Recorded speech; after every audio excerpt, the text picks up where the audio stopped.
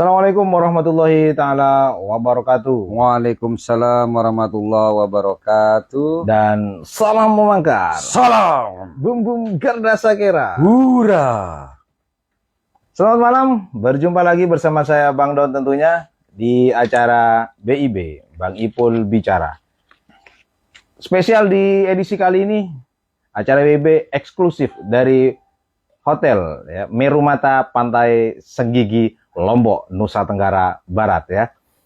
Baik, pemirsa dimanapun saja Anda berada, untuk BIB kali ini kita akan mengangkat sebuah tema, yaitu apa langkah hukum yang akan dilakukan Bang Ipul terkait dugaan saksi palsu dari pihak tergugat ya. Nah, untuk membahasnya sudah hadir bersama saya Ketua Umum Garda Sakera, Bang Ipul. Selamat pagi, Bang. Waktu Indonesia Tengah ya. Oke, selamat pagi, Bang. Ya. Seperti biasa, saya Bang Ipul agar kita bersemangat.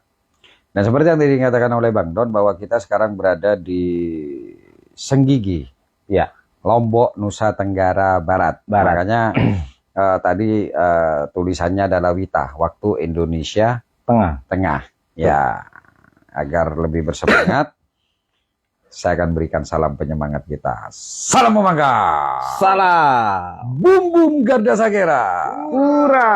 Oke, Bang Don. Ya. Apa ini yang akan kita bicarakan ini, Bang Don? Nah, ini menarik, Bang Ipul. Kalau kita bicara tentang saksi palsu ya, kita membahas secara umum dulu. Sungguhnya apa sih yang dikatakan saksi palsu ini, Bang, gitu loh. Karena banyak orang juga yang tidak mengetahui ini tentang saksi palsu ini sungguhnya seperti apa gitu, Bang, gitu loh. Nanti kita akan masuk kepada pokoknya ya. Gini, Bang Don. Sesungguhnya tidak ada namanya saksi palsu, Bang Don. Tapi ada saksi yang memberikan keterangan palsu. Ya. Nah, jadi atau kesaksian palsu. Ya. Lah, apa kesaksian palsu itu? Kesaksian palsu itu adalah di mana kesaksian tersebut itu disadari oleh yang membuat sebuah statement atau keterangan bahwa keterangannya itu tidak benar. Dengan faktor kesengajaan. Lah, berbeda dengan ketika kita bicara tentang lupa. Itu belum tentu palsu. Jadinya kalau sudah katakan lupa, maka ya dia tidak boleh menjelaskan kelupaan itu. Dan juga di dalam sebuah kesaksian, Bang Don, itu tidak boleh menggunakan bahasa kira-kira. Iya. Nah, gitu loh. Kira-kira itu tidak boleh. Tapi dia harus mengatakan A, B, B. Nah, saya tahu atau saya tidak tahu. Ya. Nah, begitu Bang Don. Nah, yang disebut adalah kesaksian palsu, di mana dia itu, misalnya begini, saya menghadap ke barat. Dan dia yakin bahwa saya ini tahu bahwa saya ini menghadap ke barat. Apa yang menjadi sebuah keyakinan itu? Pada waktu itu sedang sore hari. Dan saya melihat matahari itu di barat. Nah, saya sedang menghadap ke barat. Ya. Tapi di dalam kesaksiannya dia mengatakan bahwa enggak, saya itu ke timur. Nah, disitulah yang dikatakan kesaksian palsu. Ya. Lah, kesaksian palsu, Bang Don, ini hampir sama dengan pemalsuan. Ya. Bedanya hanya kalau kesaksian palsu itu adalah diucapkan secara langsung, ya Bang Don ya. Ataupun juga melalui surat. Nah, tapi kalau 263, 264 atau pemalsuan itu adalah dokumen. Ya. Gitu loh Bang Don. Jadi itu tidak bisa dikatakan masuk kepada kesaksian palsu, masuk di dalam 263, tidak bisa. Tapi 263 Bang Don, itu bisa masuk ke dalam kesaksian palsu. Begitu Bang Don. Nah, itu yang pertama dulu ya secara garis besar. Yang kedua, kesaksian itu, Bang Don, itu ada yang berujung pidana, ada juga yang tidak berujung pidana, Bang Don. Nah, itu Artinya nanti ada di unsur-unsurnya Bang Don ya. Ya. Artinya begini. Tidak semua keterangan palsu itu bisa dipidana. Kecuali, lah ini yang saya tadi katakan, Ya. kecuali yang berupa Surat. surat. Kalau surat itu ketika menerangkan sesuatu yang mana fakta kejadiannya tidak sama dengan kenyataannya, maka surat itu bisa secara langsung untuk dijadikan sebagai pidana. Tapi kalau kesaksian palsu misalnya dia mengatakan tidak sesuai dengan kenyataannya, ini belum tentu bisa dipidanakan Bang Don. Nah, itu ada pembeda gitu loh Bang Don. Ya, oke. Tapi ketika bicara kesaksian palsu ya, kita ini kan apa namanya, atau mungkin gampangnya begini Bang, untuk tahu bahwa saksi ini memberikan keterangan palsu atau tidak, nah ini kan apa memang ada ciri-cirinya gitu Ya. Bang? Begini Bang Don, sebelum masuk ke sana tadi kan saya bilang ada pembeda mana yang bisa dimasukkan ke dalam laporan pidana, mana yang enggak. Gitu. Itu dulu dibahas. Iya, iya. Paham dah Bang Don dengan ini? Iya. Apa Ya, bedanya? artinya di situ kan mungkin yang tadi Bang Ibu sebutkan ada unsur-unsurnya Bang gitu. Ya bukan. Jadi begini, ya unsur-unsur itu secara keseluruhan. Tadi saya katakan, jika dalam surat itu ditemukan ada sebuah pernyataan yang tidak sesuai dengan kenyataan, Bang Don, ya atau tidak sama dengan faktanya, maka di surat itu secara otomatis bisa dilaporkan di dalam pasal tentang pemalsuan. Pemalsuan ya. Tapi dalam kesaksian, saya ulangi lagi ini, dalam sebuah kesaksian itu meskipun itu tidak sama dengan kenyataannya atau dia berbohong, tapi tidak bisa kesaksian itu langsung dimasukkan ke dalam ranah pidana gitu loh. Ini ada pembedanya, ini saya ulangi lagi. Iya. Nah, apa pembedanya itu apa gitu loh. Pertanyaannya di sana gitu loh, Bang Don. Ya. Pembedanya adalah di satu cuman. Ada pembeda yang mana yang satu kesaksian palsu ini tidak bisa dipidana, yang satu bisa dipidana. Apa? Di bawah sumpah ya. Sumpah. Ketika seseorang itu memberikan kesaksian yang tidak sama dengan kenyataan atau dia berbohong atau dia melakukan sebuah kesaksian palsu, itu tidak di bawah sumpah, maka itu tidak bisa dipidana. Tapi jika seseorang itu melakukan kesaksian di bawah sumpah, baik itu secara langsung maupun secara tulisan, maka kesaksian tersebut bisa kita pidanakan. Gitu Bang Don ya. Jangan masuk ke pasal nanti terakhir. Ya, oke. Pertanyaan yang tadi apa Bang Don? Mungkin sebelum itu bisa memberikan example Bang. Artinya mana yang kemudian saksi yang disumpah dan tidak gitu Bang. Begini, itu. Saya ambilkan sebuah contoh ya Bang Don ya. Saya bilang kepada Bang Don, tadi saya itu melihat Ozi ya Bang Don ya, melihat Ozi bersama cewek. Ya. Nah, padahal pada waktu itu Ozi itu di rumah. Ini bohong nggak? Palsu nggak? Palsu. Lah, ketika saya itu berbicara kepada Bang Don tanpa saya dimintai atau tanpa saya disumpah terlebih dahulu, maka siapapun tidak bisa membidanakan saya, tidak bisa melaporkan saya. Tapi ketika kesaksian itu diberikan bahwa Ozi ini tadi siang bersama dengan cewek di bawah sumpah, maka ini bisa dipidanakan. Nah, ada dua hal sumpah yang ini bisa dipidana, Bang. Yang pertama adalah ini bisa dilakukan di dalam tahap lidik, sidik, baik itu yang dilakukan oleh kepolisian maupun kejaksaan. Di mana pada waktu itu dia tapi syaratnya Bang Don, syaratnya ini ya Bang Don ya, orang itu harus menulis surat pernyataan bahwa saya akan memberikan keterangan ya, itu sebagai surat pernyataannya dengan sebenar-benarnya berdasarkan dengan keyakinan yang saya miliki. Nah, gitu. Harus ada surat pernyataan. Ada surat pernyataan, gitu loh Bang Don. Lah, Maka apapun yang dia katakan di belakang itu, yang di dalam surat yang ditandatanganinya dia itu bisa dilakukan. Jadi ada penguat, yaitu di masalah apa ini namanya, surat pernyataan. Surat pernyataan itu. Biasanya hal ini dilakukan oleh beberapa orang, apa ya Bang Don ya, misalnya dia seorang saksi ahli misalnya yang dia dilampiri dengan hal tersebut gitu loh Bang Don. Ya. Itu yang pertama. Yang kedua, ada yang tanpa harus membuat surat pernyataan. Ini yang kita bicara kesaksian yang bisa dilaporkan. Dilaporkan Ya. ya. Apa itu adalah dia menjadi saksi di depan pengadilan.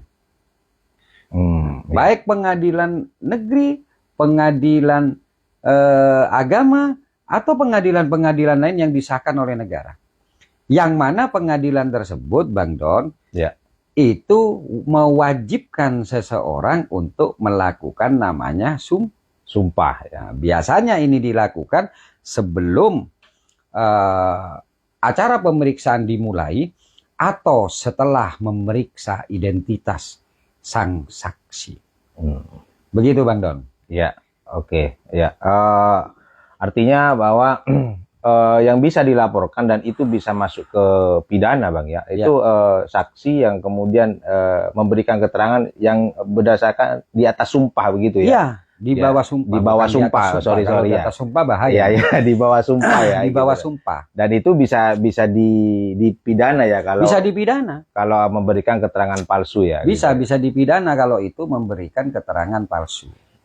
Begitu ya. Bang Don ya. Oke. Nah, tapi ini juga tidak bisa serta-merta dilaporkan gitu ya Bang Don ya. Misalnya ini ada seorang saksi yang mana saksi ini diambil sumpahnya di depan pengadilan, tapi isi dari kesaksiannya bukan menerangkan sebuah kepalsuan atau ketidakbenaran. Gitu loh Bang Don. Ya. Ya. Ya. Hanya itu nanti ada tahapan untuk kita bisa menerapkan itu jika orang itu tetap berkeyakinan dengan tujuan meyakinkan orang lain yang berada di ruang sidang, baik itu majelis maupun pihak-pihak yang ada di pengadilan tersebut. Ya. Nah, gitu Bang Don. Yang pertama. Yang kedua, ada seseorang yang ada di dalam pengadilan tersebut, yaitu hakim, ya Bang Don ya, majelis. Hakim kan bisa majelis, bisa hakim. Nah, apa bedanya kalau majelis itu lebih daripada satu? Ya. Nah, yang kedua pihak, dia mengingatkan kembali karena orang ini takut lupa bahwa dia sudah disumpah. Tapi kalau dia tidak pernah ada seorang pun yang mengingatkan, maka ini masih sulit untuk dibuktikan di mana letak sumpah palsunya itu, sumpahnya itu. Maka harus ada yang mengingatkan. Jadi tidak bisa serta-merta, misalnya langsung dijatuhkan bahwa kamu ini palsu. Itu tidak bisa. Itu ingatkan dulu. Gitu loh. Iya. Itu ingatkan dulu. Itu berlaku juga di dalam pengadilan gitu loh Bang Don. Jadi kalau di luar pengadilan itu kita mengenal namanya somasi atau surat peringatan, kalau di dalam pengadilan itu adalah majelis atau pihak-pihak tertentu akan mengingatkan seorang saksi untuk berkata yang sebenarnya. Tapi kalau dia tetap berkata tidak sebenarnya, maka hal tersebut dia tetap melakukan hal itu dengan keyakinan itu, ya jika itu tidak sama dengan kenyataannya, maka orang ini bisa diterapkan dalam kesaksian palsu. Gitu loh Bang Don. Ya. Oke. Menarik ini Bang. Tapi bicara tentang kesaksian palsu yang itu akhirnya nanti bisa dipidana Bang ya. Nah, kalau sudah ngomong pidana ini ada pasal untuk ada pasal-pasalnya ya. Saya boleh membacakan pasalnya dulu Bang. Ya, artinya begini Bang. Kesaksian palsu ini. Artinya setiap orang yang berbicara tentang hukum maka itu harus ada dasar. Ya. Nah, dasar itu adalah peraturan. Dasar itu adalah undang-undang. Jadi ketika ini belum diatur Bang Don, maka itu tidak bisa dimasukkan ke dalam pasal tindak pidana. Tapi jika ini diatur di dalam undang-undang, yaitu undang-undang umum seperti KUHP, maka itu ada tertera di sana dan dia melanggar itu, maka itu masuk di dalam melanggar atau melakukan tindak pidana tersebut, Bang Don. Iya, Nah, betul.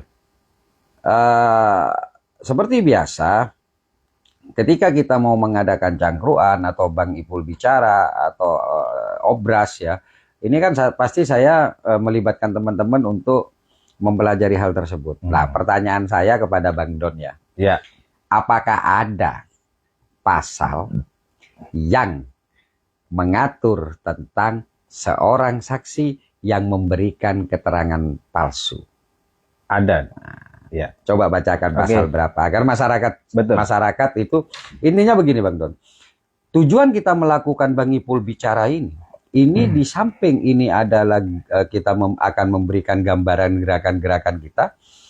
Yang kedua adalah kita harus memberikan edukasi kepada masyarakat agar masyarakat ini tidak mudah dibodohi dengan orang-orang. Karena ada kalanya, Bang Don, ada seseorang yang dia tidak tahu tentang pasal-pasal ya atau apa itu namanya aturan-aturan, dia dibodohin untuk udahlah nanti saya bertanggung jawab. Yang penting kamu ngikuti apa arahan saya. Kan ada lah dengan acara Bang Ipul bicara ini, termasuk cangkruan, obras dan yang lain-lain itu, tujuan saya kita bisa memberikan edukasi kepada masyarakat agar berhati-hati. Kenapa? Karena kita menganut hukum positif. Nah, betul, gitu loh Bang Don. Untuk mempersingkat, adakah itu? Ya. Di mana? Ada. Oke. Pemirsa, dimanapun saja Anda berada ya, saya akan bacakan pasal yang itu mengatur tentang saksi yang memberikan keterangan palsu ya. Untuk pasalnya, pasal yang dapat dikenakan terhadap saksi yang memberikan keterangan palsu yaitu di pasal 242 KUHP yang menyatakan sebagai berikut ya. 1. Barang siapa dalam keadaan di mana undang-undang menentukan supaya memberi keterangan di atas sumpah atau mengadakan akibat hukum kepada keterangan yang demikian, dengan sengaja memberi keterangan palsu di atas sumpah, baik dengan lisan atau tulisan, ya, secara pribadi maupun oleh kuasanya yang khusus ditunjuk untuk itu, diancam dengan pidana penjara paling lama 7 tahun, ya. Yang kedua, jika keterangan palsu di atas sumpah diberikan dalam perkara pidana dan merugikan terdakwa atau tersangka yang bersalah, diancam dengan pidana penjara paling lama 9 tahun. 3. Disamakan dengan sumpah adalah janji atau penguatan yang diharuskan menurut aturan-aturan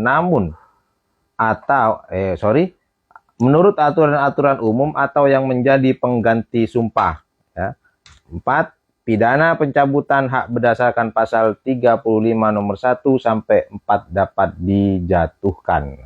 Itu Bang, pasal yang tertera di pasal 242 KUHP. Ya. Dalam pasal 242 ayat 1 itu menerangkan secara umum Bang Don, ya, bahwa ancaman itu adalah 7 tahun. Jika seseorang itu memberikan keterangan palsu di bawah sumpah. Lah, unsurnya adalah yang pertama itu Bang Don, syaratnya itu adalah di mana itu mengharuskan dan mewajibkan seseorang untuk diangkat atau diambil sumpahnya. Ya. Seperti yang tadi saya katakan, itu bisa dilakukan secara tertulis maupun secara lisan. Nah, ini saya ambilkan contoh yang paling nyata adalah syarat-syarat ketika seseorang itu diambil keterangannya atau kesaksiannya itu di depan pengadilan. Baik itu acara hukum perdata maupun acara hukum pidana. Itu wajib hukumnya untuk diambil sumpah. Kecuali Bang Don yang ada hubungan ikatan darah. Itu bisa menolak sumpah. Ada pengecualian. Ada pengecualian, itu bisa menolak sumpah. Gitu loh Bang Don. Bahkan tidak disumpah dengan hakim. Kenapa? Karena keterangannya pun itu nilainya tidak terlalu berat atau tidak terlalu besar. Jadi di pasal 1 itu yang pertama adalah bahwa itu diharuskan ya. Coba baca satu-satu. Ya, 1 ya. Barang siapa dalam keadaan di mana undang-undang menentukan supaya memberi keterangan di atas sumpah. Ya. Itulah yang dikatakan bahwa dalam undang-undang, dalam aturan itu wajib hukumnya diambil sumpah. Ya Bang Don ya. Nah, di situ pengadilan ketika dia harus memeriksa saksi-saksi. Itu ada aturan hukumnya maka saksi ini harus di bawah sumpah. Di bawah sumpah. Lanjut. Oke. Atau mengadakan akibat hukum kepada keterangan yang demikian dengan sengaja memberikan keterangan palsu di atas sumpah. Ada kata-kata dengan sengaja. Ya. Apa yang dimaksud dengan sengaja itu jika dia itu merasa punya sebuah keyakinan, ya Bang Don ya. Ya. Karena keyakinan ini kan ada dua Bang Don. Keyakinan untuk meyakinkan hakim, ya. Keyakinan untuk mengutarakan kebenaran agar hakim itu percaya. Yang kedua, keyakinan untuk mengungkap kebohongan juga agar hakim percaya. Nah, gitu loh Bang Don ya. Itu yang dimaksud di dalam kata-kata atau kalimat tersebut. Gitu loh Bang Don. Ya kan? Oke, ya. Nah, lanjut. Baik dengan lisan atau tulisan, ya, secara pribadi maupun oleh kuasanya yang khusus ditunjuk untuk itu, diancam dengan pidana penjara. Tadi saya sebutkan secara lisan maupun tulisan. Ya. Ini choice Bang Don, ini pilihan. Jadi terkadang ada seseorang itu yang dia tidak memahami terkait dengan bahasa misalnya. Nah, maka saksi ini, translator ini yang dipilih itu disumpah. Ya. Paham maksudnya? Paham. Itu translatornya disumpah. Lah, jika translatornya ini tidak sama dengan keterangan, ini translatornya yang kena. Terus jika translatornya sudah benar, tapi keterangan dari saksi ini salah, maka ya saksi yang salah yang kena. Yang kena. Translator berarti tidak kena. Tidak kena. Tapi kalau translatornya yang salah atau sengaja menyalahkan, misalnya morning misalnya ya pagi, terus ketika dia mentranslatekan dia bilang itu malam, maka dia yang kena, gitu. Begitu Bang Don. Dan itu ancaman hukumnya sama. Sama, karena dia juga memberikan keterangan, karena dua-duanya itu juga dimintai pertanggungjawaban. Jadi setiap translator yang ada itu juga disumpah juga untuk dia memberikan keterangan sesuai dengan apa yang didengar dan dia translatekan. Gitu loh Bang Don. Paham maksud saya? Paham Bang. Nah, di situ. Nah, terus juga terhadap kuasa. Gitu loh. Nah, ini yang saya bingung, yang terhadap kuasa ini maksudnya kuasa kan kita paham, gimana? kuasa ada 3 kan. Kuasa saksi nih mungkin. Ya, kuasa ini kuasa. Itu ada yang dikuasakan. Nah, gitu loh. Dimana kalau biasa sudah tidak bisa secara litigasi kan ada insidentil. Dia bisa mewakilin itu.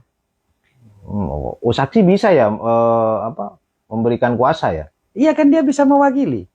Ketika dia itu belum usia yang bisa dipertanggungjawabkan secara hukum. Tapi bukan kuasa hukumnya.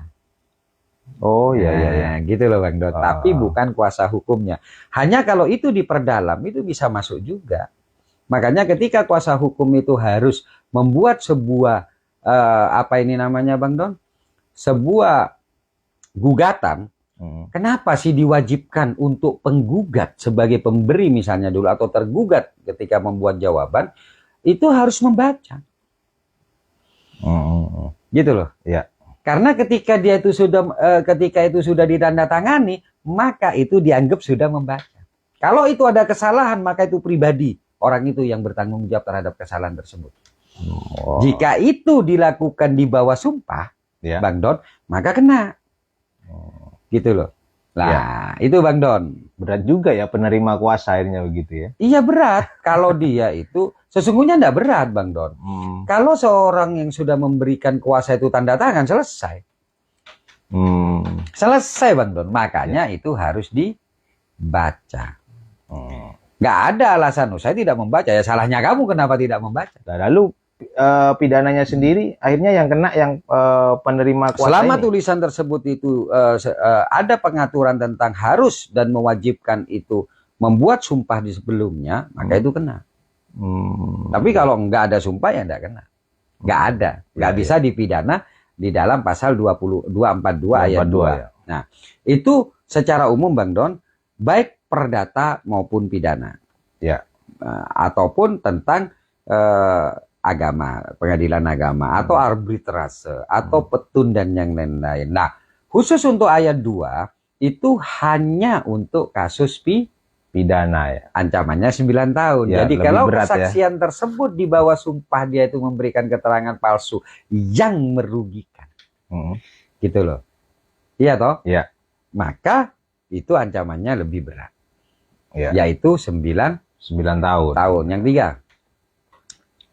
Yang ketiga, disamakan dengan sumpah adalah janji atau penguatan yang diharuskan menurut aturan-aturan umum atau yang menjadi pengganti sumpah. Sumpah coba ulang. 3. Disamakan dengan sumpah adalah janji atau penguatan yang diharuskan menurut aturan-aturan namun atau yang menjadi pengganti sumpah. Ya. Umum, aturan umum maksudnya. Aturan umum Ya. yang itu bisa menjadi sumpah. Atau yang menjadi pengganti sumpah. Ini contohnya begini Bang Don. Sumpah itu kan ada yang secara redaksi itu harus pas pembacaannya. Nah gitu ya. Seperti kita di dalam pengadilan, saya bersumpah sesuai dengan keyakinan saya untuk mengatakan yang sebenar-benarnya, kan begitu Don? Iya, iya. Dengan sebenar-benarnya. Iya. Nah, gitu ya. Itu mungkin secara redaksi saya agak lupa itu tentang bahasanya, tapi juga ada yang bisa terwakili di atas. Jika di atas ada bahasa demi Allah. Nah, ini masuk dalam sumpah. Kalau itu diatur, gitu loh Bang Don. Iya, iya. Kalau itu diatur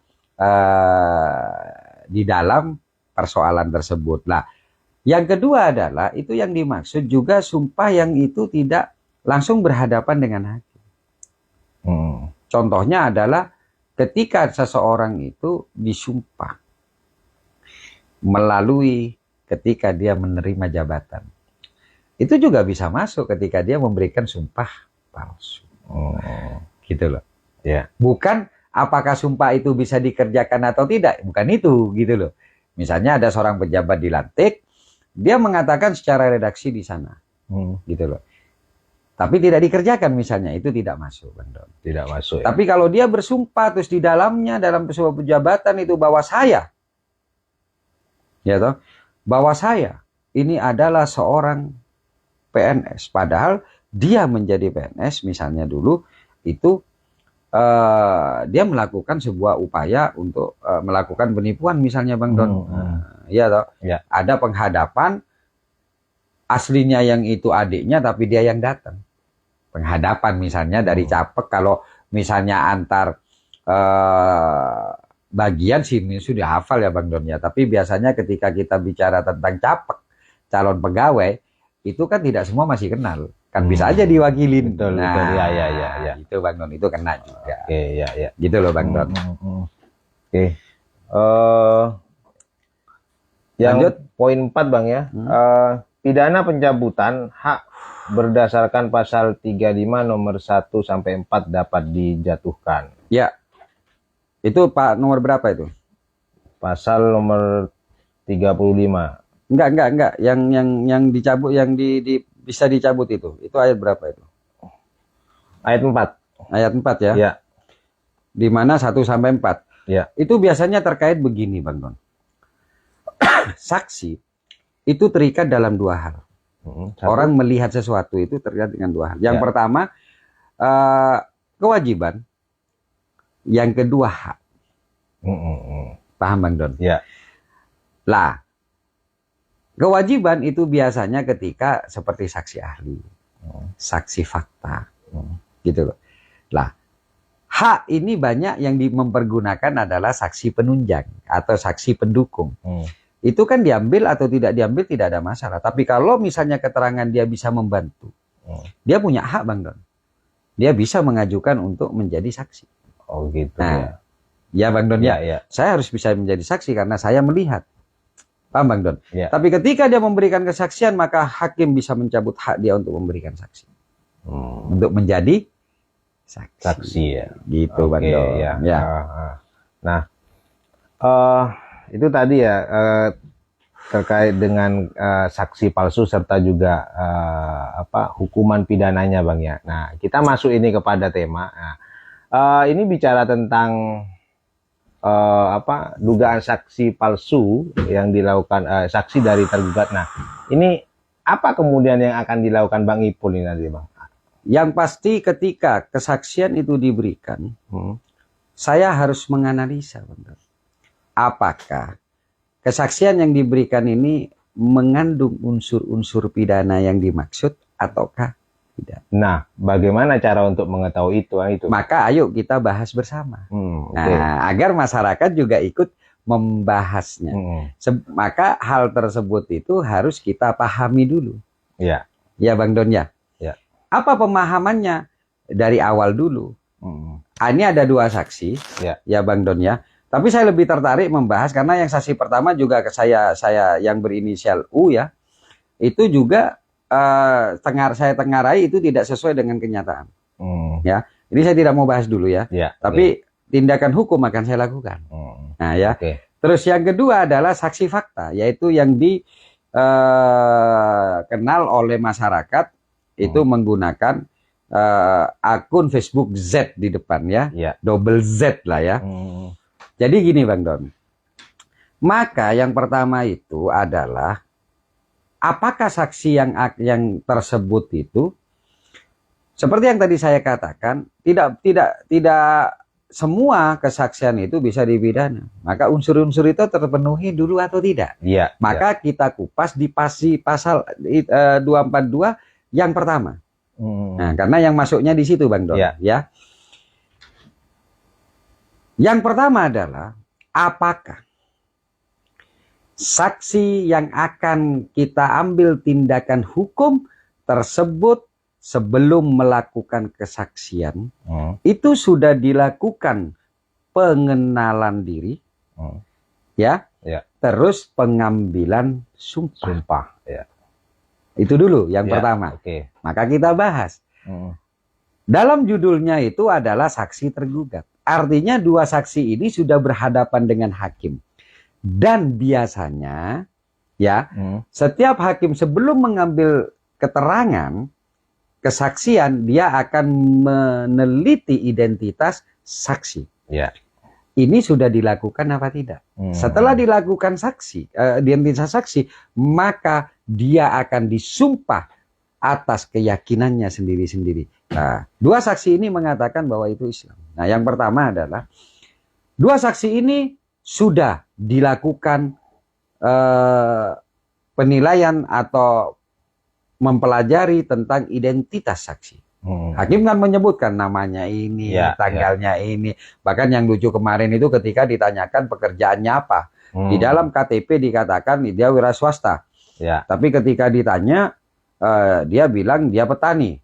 Yang hakim mempertanyakan apakah itu wira swasta. Iya toh? Hakim kan boleh bertanya. Nah, karena dia sendiri rupanya tidak memahami apa itu wira swasta gitu loh ya Bang Don ya. Kalau saya sih seharusnya Bang Don, kalau ada pertanyaan seperti itu ya dia bilang aja saya tidak memahami apa itu wira swasta. Tapi ketika saya itu ditanya dan menanyakan tentang menulis ini, saya bilang pekerjaan saya ini. Lah kata petugas suruh tulis wira swasta. Ya sudah saya tulis. Atau saya centang wira swasta. Harus gitu Bang Don. Kalau memang tidak tahu, tapi kadang-kadang kan orang ini sok tahu orang ini gitu loh. Sehingga dia menjelaskan bahwa saya petani, ya dibantah lagi dengan hakim. Akhirnya dikatakan saya direktur. Untung hakim tidak memperjelas direktur apa, punya anak buah apa tidak, ada struktur apa tidak, pekerjaannya jelas apa tidak, produknya jelas apa tidak. Untung tidak ditanya seperti itu dengan hakim gitu ya Bang Don ya. Yang ketiga adalah dia akhirnya mengatakan pedagang. Saya juga tidak tahu pedagang apa. Ya pedagang kan banyak. Iya toh, ada pedagang jagung, mungkin ada pedagang padi, ada pedagang sabu-sabu, ada pedagang pil gelek. Ya untung hakim tidak bertanya. Gitu loh. Artinya jawaban si saksi ini berubah-ubah ya. Iya, karena dia makanya ketika di identitas belum diambil keterangan belum diambil sumpah. Maka apapun yang dikatakan kepada dia meskipun itu berubah-ubah atau bohong, itu tidak bisa dikenakan. Itu yang saya maksud. Meskipun keterangannya berubah-ubah. Nah, iya toh. Paham maksud saya?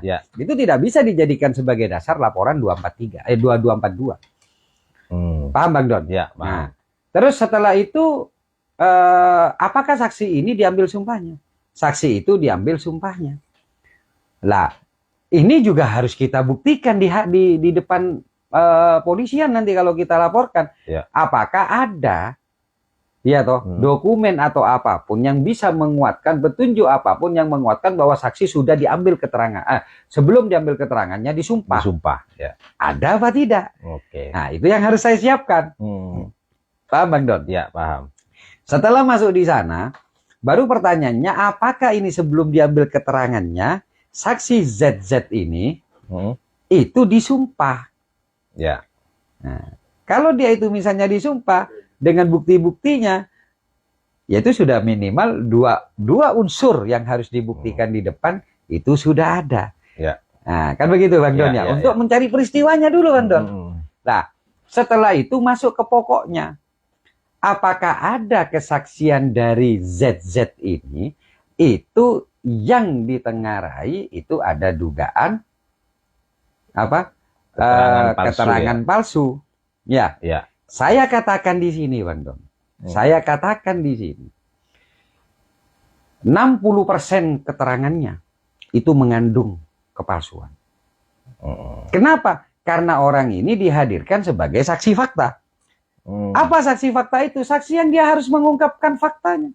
Nah, ketika dia mengungkapkan sebuah kejadian nyata, di situ ada siapa? Apakah kesaksiannya dia itu ditunjang oleh orang lain?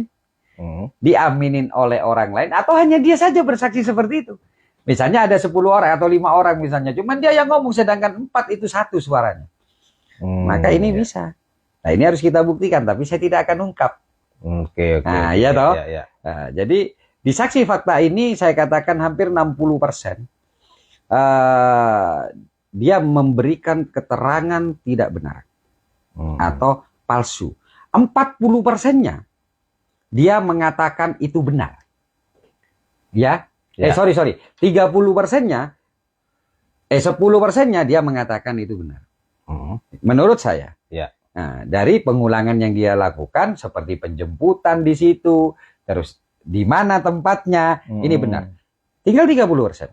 30% yang benar adalah dia memiliki jawaban iya, tidak, lupa. Itu saya anggap benar. Anggap benar ya? Anggap benar. Paham maksud saya? Ya, oke. Nah, di 60% salah. Dan itu akan saya buktikan nantinya. Ya? Ya. Itu Bang Don. Pertanyaannya kan beginilah, kalau gitu masyarakat bagaimana juga ikut menilai dalam hal ini? Nah, betul. Makanya saya tadi tanya bagaimana cara untuk mengetahui itu. Nah, makanya kan ini juga seperti yang tadi saya katakan, ayo kita bahas bersama, apakah orang ini sudah memberikan kesaksian palsu atau tidak. Kan begitu? Ya. Ya. Kebetulan di Bang Don, ini sudah kita full up ke media, ke medsos ya, melalui akun Hafiz Eswan. Gitu loh. Ya. Yaitu di mana saksi ZZ ini mengatakan bahwa dia tidak tahu dikala live. Ya. Dia tidak tahu dikala live. Lah, unsur ini Bang Don, ya. Ini bisa jadi orang kan lupa boleh. Tapi dia tidak mengatakan itu lupa. Tapi dia mengatakan tegas di awal ini Bang Don bahwa dia tidak tahu ketika itu adalah live. Ya. Paham? Paham. Ya. Lah, setelah itu harus membuktikan dulu ini niatnya ini memang mengacaukan suasana, mengacaukan kebenaran sidang atau tidak, atau perkataan kebohongan ini harus ditegaskan dulu. Betul. Apa? Saya tunjukkan komentar dia di depan hakim. Kamu berkomentar di sini. Ya. Iya kan? Ya. Itu menguatkan dulu kepada dia. Jadi artinya begini, kita tidak ada penjebakan. Tapi dia jujur atau tidak. Ya, toh? Nah, itu bisa nggak dibuktikan nanti di kepolisian? Apakah saya sudah memberikan itu, screenan itu, atau live itu? Kembali lagi kita duduk, saya tanyakan kembali. Ya. Dia tetap mengatakan, bahkan dia ngeyel, tidak harus kita itu berkomentar ketika di saat live. Saya ingatkan, sudah benar kamu. Saya ingatkan lagi, ingat saudara di bawah sumpah. Artinya saya kan tidak menjebak Bang Don. Ya. Saya tegaskan untuk memberikan kesempatan lagi. Dia dengan nada yang agak tinggi, meskipun yang sebelumnya nadanya rendah, ya sampai tidak terdengar, Ini dengan nada tinggi lagi mengatakan, wih, ya itu yang saya lakukan. Saya berkomentar. Tak tanya lagi, apakah saudara berkomentar? Iya, saya berkomentar. Tapi kan bukan berarti ketika di live. Saya tanyakan lagi. Berulang-ulang saya tanyakan dan di situ saya memiliki rekaman pertanyaan tersebut. Ya. Nah, itu harus saya buktikan, Bang Don. Apakah, nih ya, kebohongan yang harus diungkap oleh masyarakat bersama-sama. Apakah keterangan saksi ini yang mengatakan bahwa dia tidak tahu ketika Hafiz itu live? Ya. Ini harus dibuktikan. Ya. Yang kedua, apakah dia berkomentar itu, Bang Don, ketika live sudah selesai? Ataukah tidak? Untuk membuktikan hal tersebut, maka harus ada pembanding, Bang Don. Harus ada pembanding fakta yang ada di lapangan untuk memberikan keterangan apakah hal tersebut itu benar atau tidak kesaksiannya. Ya. Apa pembandingnya? Adalah ketika Hafiz live. Ya. Iya toh? Ya. Di situ menit keberapa sih dia itu berkomentar? Apakah itu dia masuk di dalam menit dikala dia berkomentar ataukah setelah dia selesai live? Contoh, saya live selama 1 jam. Ya. Dimulai sejak jam 1. Berakhir jam berapa saya? Jam 2. Jam 2. Jika saya itu berkomentar di 1:30, saya berkomentar di kala live atau setelah live? Di kala live. Maka ketika saya mengatakan bahwa saya berkomentar setelah live, bohong apa enggak? Bohong. Bohong. Ya. Maka itu di situ kita lihat. Ternyata dia berkomentar di detik di detik 58 kalau tidak keliru. Gitu loh. Ya. Iya toh? Kalau tidak keliru ya Bang Don ya. Nah, ini harus saya perkuat lagi. Pertanyaan saya. Ketika Bang Don mengadakan live yang nonton banyak, itu bisa disebut enggak? Ya, bisa. Bisa. Di dalam live itu bisa ketahuan siapa yang menonton kalau kita layar langsung ngadep kepada kita. Betul. Bisa enggak? Bisa. Nah, bisa. Yang kedua, bisa enggak Bang Don menanggapi komentar ketika live langsung dengan ucapan? Bisa. Bisa. Maka itu harus kita buktikan apakah Hafiz menyebut nama tersebut ketika dia live atau tidak. Nah, Ya. nanti biar masyarakat yang menilai. Maka ketika Hafiz itu menyebut dia itu live atau tidak. Berkomentar ketika live atau setelah live. Ya biar masyarakat ada itu nanti contohnya. Nah, Oke. ya. Ya. Jadi itu untuk hal yang di masalah keterangan nyata di Facebook. Ya. Nah, sedangkan saya memiliki 2-3 keterangan dia yang itu tidak sama dengan faktanya. Nah, unsur dia itu mengatakan ketidakbenaran ada nggak? Ada. Ada. Kalau dia berkomentar di menit-menit ada live, kalau Hafiz memanggil dia di kala live, maka itu bisa masuk ke dalam memberikan keterangan palsu. Di bawah sumpah. Nah, tapi begini Bang, kalau tadi Bang Ipul kan mengatakan bahwa saksi ini kan awalnya ditanya tentang live ini kan tidak tahu. Nah, lalu setelah ditunjukkan baru dia buat alasan lagi, ya saya berkomentar setelah live gitu. Ini kan sudah ada keterangan yang beda sudah antara tidak tahu dengan pengakuan gitu loh, bahwa berkomentar gitu loh. Iya, tapi di dalam itu sendiri Bang Don, maka keterangan terakhir yang kita pegang. Makanya ada istilah tadi yang saya katakan, kita memberikan kesempatan untuk melakukan perubahan.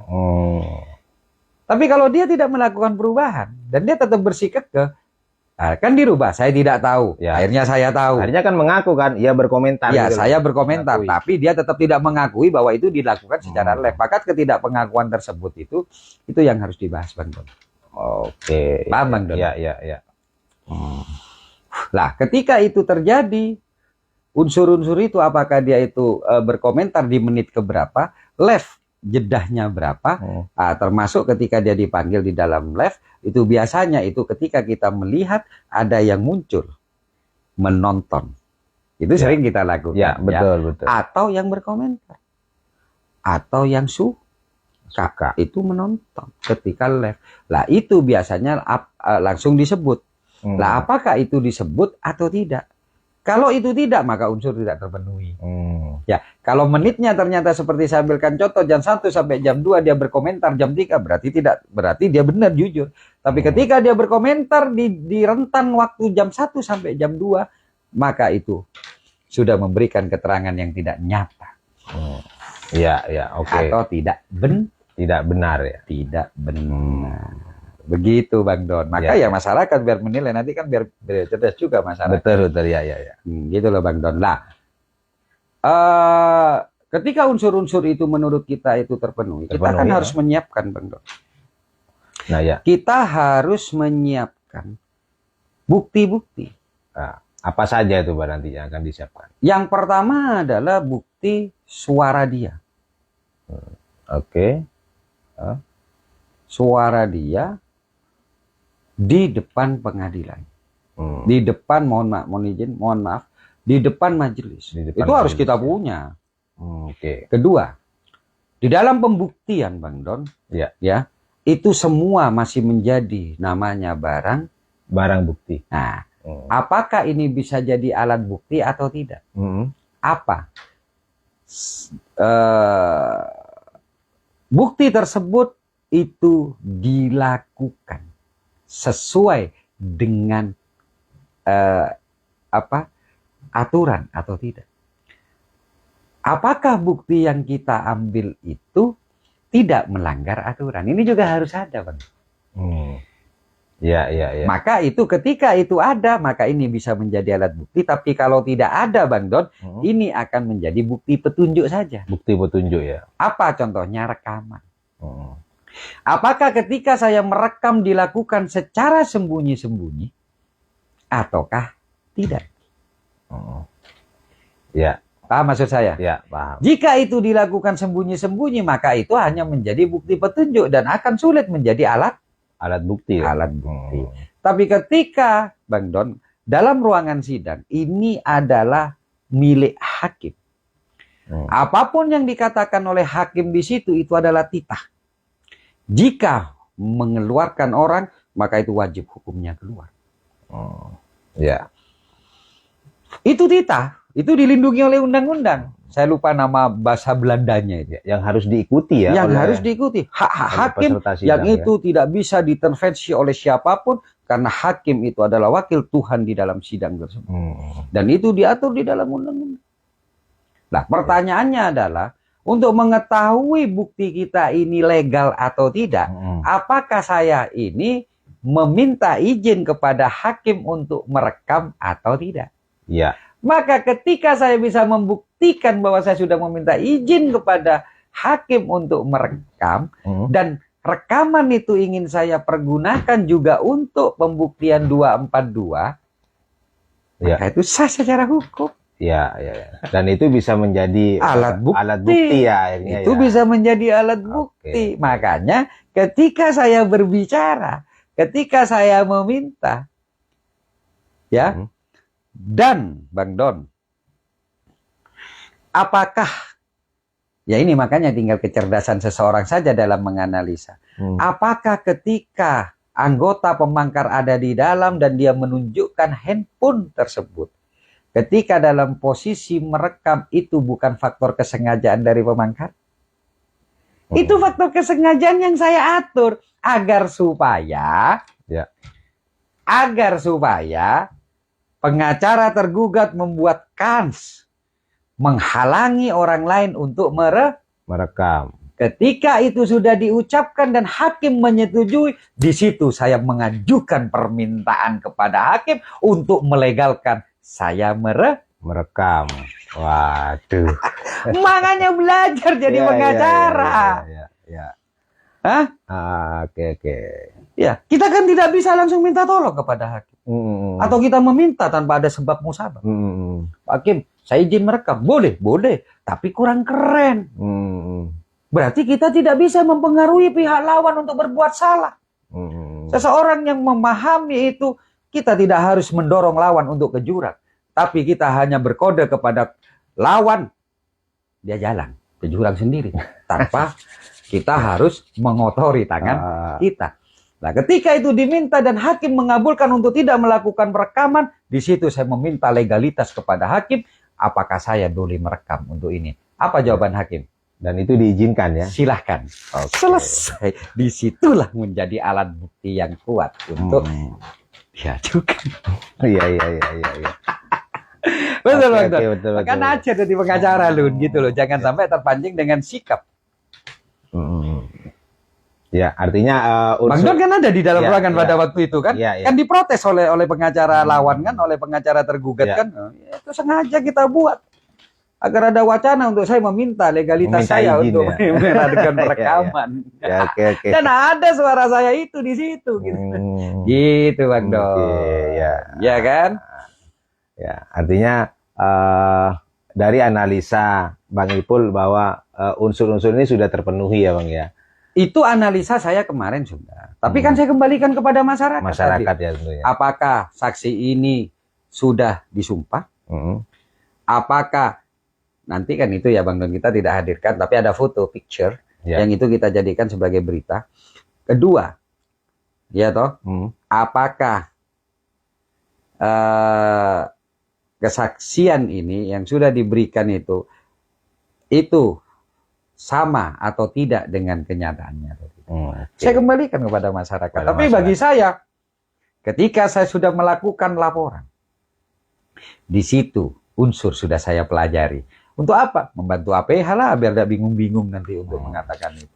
Ya, dan ini seperti yang lalu-lalu ketika Bang Ipul melakukan laporan, unsur-unsurnya dan sudah terpenuhi ya. Gitu dan ketika saya mengadakan laporan, Bang Don kan lama dengan saya. Ketika saya mengadakan laporan, saya tidak sama dengan orang lain yang memaksa untuk disegerakan. Enggak. Tapi saya santai. Kenapa? Agar pidana tersebut menguat. Menguat kepada siapa? Menguat kepada calon tersangka dan juga menguat terhadap penyidik. Gitu loh. Iya. Hah? Iya. Nah, ini kan salah. Misalnya tersangka dianggap salah, namanya tersangka ya, itu dianggap salah. Tapi kan penyidik belum tentu salah. Tapi ketika penyidik mau bermain-main, maka di situ sudah ada salah dia. Jadi saya punya dua kesalahan. Kesalahan calon tersangka dan kesalahan penyidik karena dia terlalu mempermainkan hukum dan tidak melakukan secara prosedur yang baik dan benar. Jadi saya santai.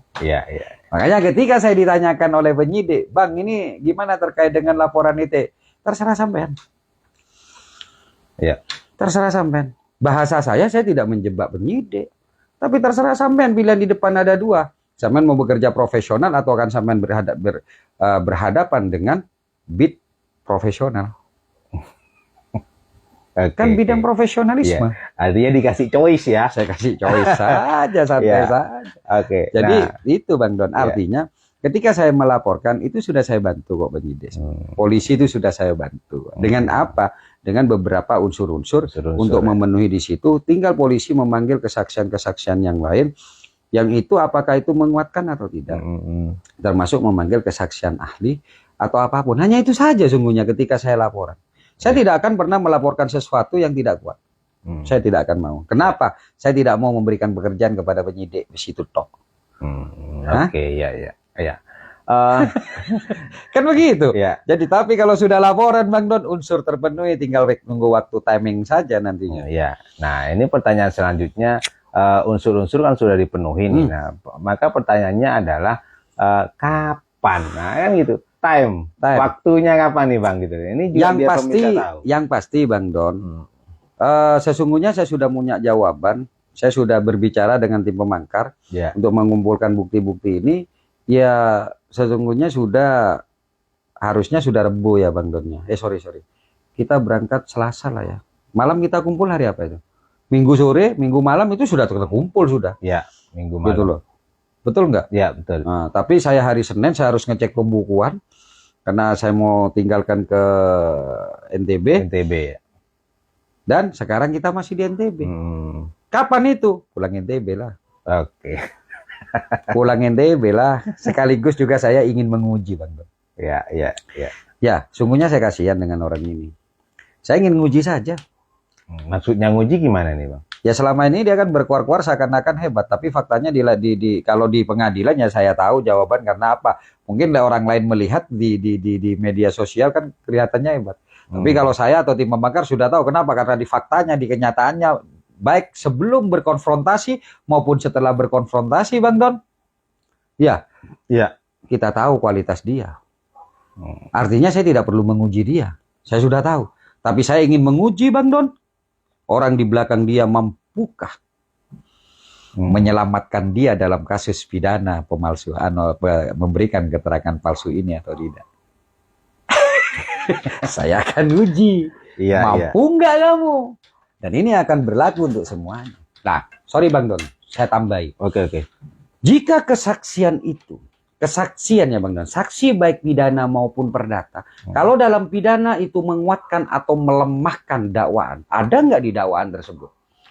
Jika unsur itu ternyata keterangan itu akan mempengaruhi terhadap dakwaan, isi dakwaan, maka ayat 2 ada itu. Bisa terpenuhi.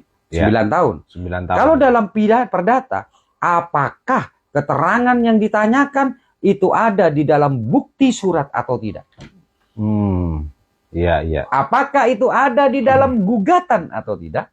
Apakah ada di dalam delik atau tidak? Jika itu ada, Bang Don, itu artinya dia memiliki tujuan untuk mementahkan namanya alasan atau reason untuk memperkuat gugatan kalau ini sebagai saksi tergugat untuk melemahkan. Iya.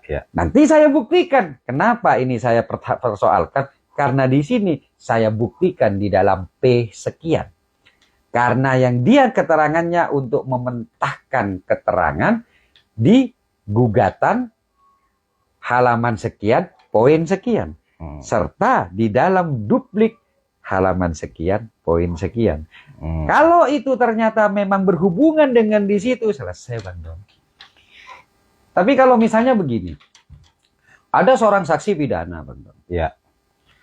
Terus dia ditanyakan anggap pidana pembunuhan misalnya. Saudara saksi, apakah saudara saksi pada tahun 2021 itu saudara saksi itu ada di lokasi? Tidak, fakta dia tidak. Saya tidak ada di lokasi. Ya. Terus dia tiba-tiba memberikan keterangan karena sudah tidak ada keterangannya Bang Don ya. Dia ada di Sumatera misalnya dan ini kan tidak ada berhubungan sudah karena faktanya dia sudah tidak.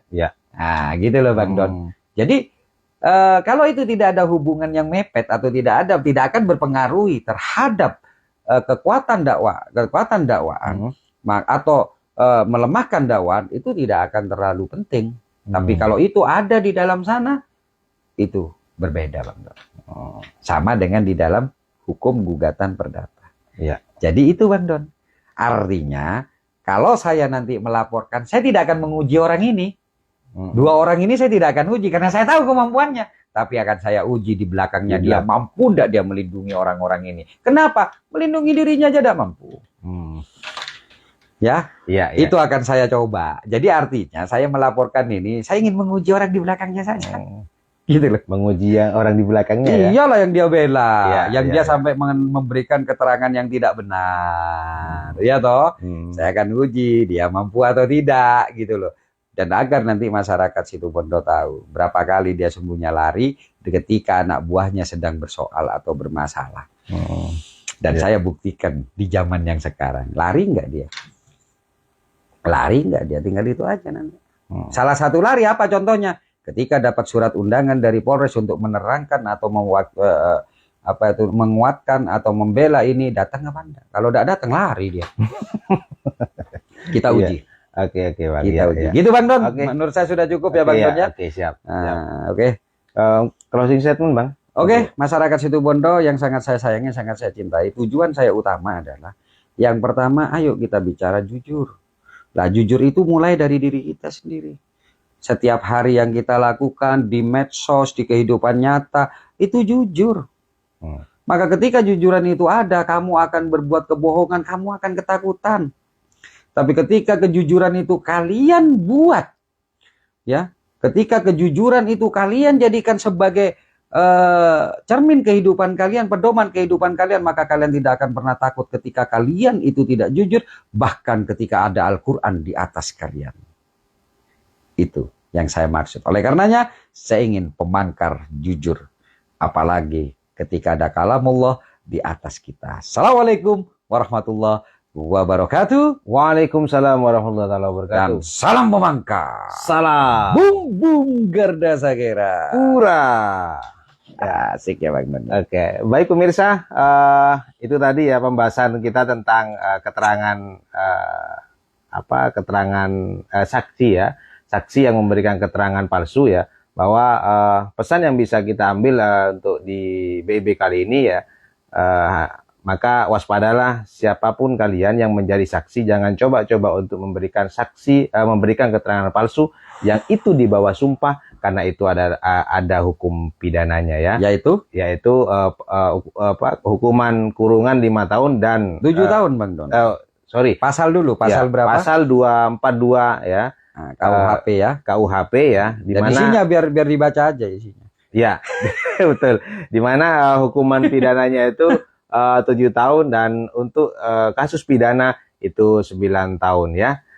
Baik pemirsa, dimanapun saja Anda berada, cukup sudah kebersamaan kita di acara BB kali ini.